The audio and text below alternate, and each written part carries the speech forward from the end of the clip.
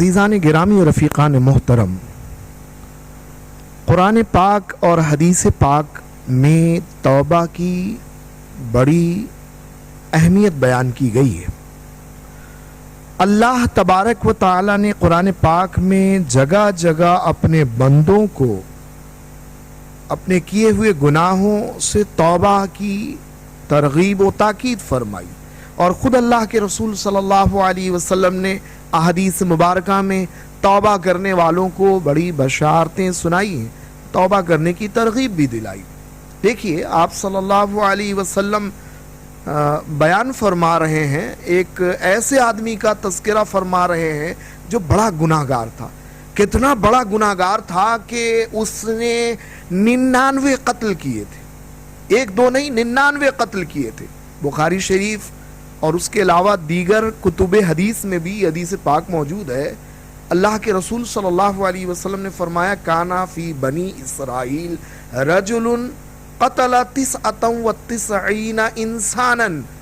कौम बनी इसराइल में एक आदमी था जिसने 99 कत्ल किए थे, लेकिन 99 आदमियों को मौत के घाट उतारने के बाद उसके दिल में ये एहसास पैदा हुआ कि उससे गलती हो गई है। चुनांचे वो तौबा करने की उपाय और तदबीर मालूम करने के लिए निकला, और उसने लोगों से दरियाफ्त किया कि मसला कौन बताएगा।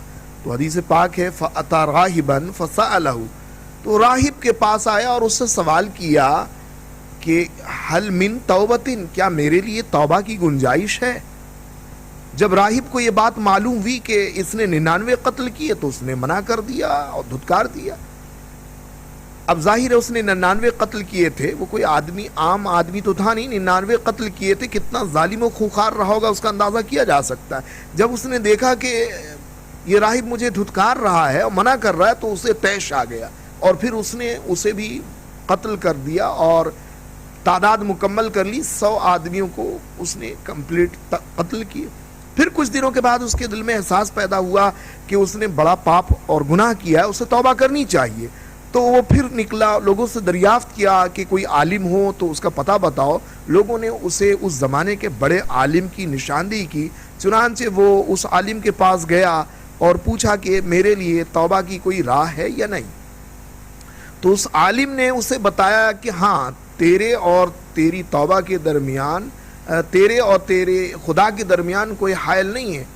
अलबत्ता गुनाह की संगीनी को देखते हुए उसने ये मशवरा दिया कि तुम गुनाहगारों की बस्ती को छोड़कर नेकोकारों की बस्ती में चले जाओ और अपनी बकिया मानदा ज़िंदगी को नेकोकारों की सोहबत में रहकर गुजार दो। अल्लाह की इबादत व बंदगी तौबा इस्तग़फ़ार में गुजारो, तो इंशाअल्लाह अल्लाह तुम्हारी तौबा ज़रूर कबूल करेगा। चुनांचे वो शख्स चल पड़ा।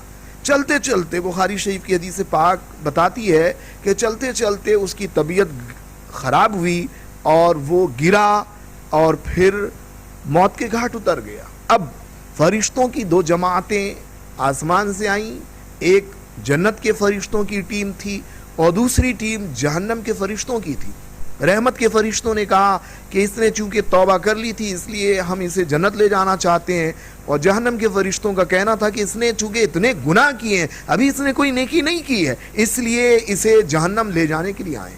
लेकिन देखिए अल्लाह ताला कितना बड़ा रहमान और रहीम है कि एक बंदा जिसने अभी कोई नेकी नहीं की है, बस नेकी के इरादे से निकला है, इरादा सच्चा है, एहसास अपने किए हुए पे पछतावा है, नदामत है और पक्का अज़्म इरादा है कि उसने जो किया है गलत काम, उसकी तरफ पलट के नहीं आना, इसलिए वो घर से बाहर निकला, रास्ते में फौत हो गया। रहमत के फरिश्ते आए और जहन्नम के फरिश्ते भी आए, तो अल्लाह की तरफ से हुक्म हुआ कि ज़मीन को नाप लो। अगर नेकोकारों की बस्ती करीब निकलती है तो इसका शुमार नेकोकारों में किया जाएगा, इसे बख्श दिया जाएगा, और अगर गुनाहगारों के करीब इसकी लाश पड़ी मिलेगी तो फिर ऐसी सूरत में इसका शुमार उन्हीं लोगों में होगा। तो फरिश्तों ने नापना शुरू किया, लेकिन देखिए अल्लाह को अपने गुनाहगार बंदों पर भी कितना रहम और तरस आता है, अंदाज़ा लगाएं। बुखारी शरीफ की हदीस पाक अल्लाह के रसूल सल्लल्लाहु अलैहि वसल्लम ने फरमाया कि अल्लाह ताला ने नेकोकारों की बस्ती की तरफ वही नाजिल फरमाई, वही फरमाई कि करीब आ जा, तकर्रबी, करीब आ जा। اور گناہگاروں کے بستی کی طرف وہی بھیجی اللہ نے ان تباعدی کہ تو دور ہو جا. چنانچہ اللہ کے حکم پا کر رحمت نیکوکاروں کی بستی قریب آ گئی اور گناہگاروں کی بستی دور ہو گئی. فرشتوں نے ناپا تو نیکوں کی قریب اسے پایا اور اس کا ظاہر ہے جب اس کا نیکوں کے قریب اس کی لاش پائی گئی تو اس کا شمار نیکوکاروں میں کر دیا گیا اور اللہ تعالیٰ نے اسے بخش دیا. عزیزان گرامی باتیں بڑی طویل اور تفصیل سے کہی جا سکتی ہے. سر دست اس کا خلاصہ اور نچوڑ یہ ہے کہ اللہ تعالیٰ اپنے بندوں پر بڑا مہربان ہے.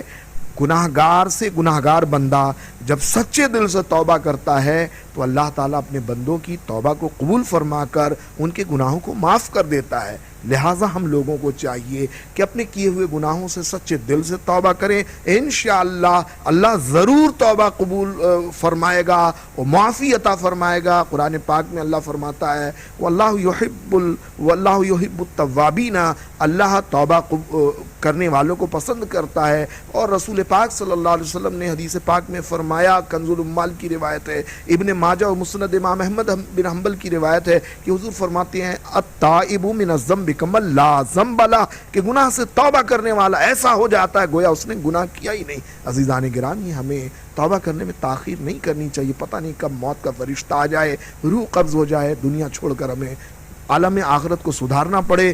تو کوچ کرنے سے پہلے اپنے کیے ہوئے گناہوں سے توبہ کر لیجئے. اللہ بڑا مہربان ہے، کرم کرنے والا ہے، رحم فرمانے والا ہے، گناہوں کو معاف فرمانے والا ہے.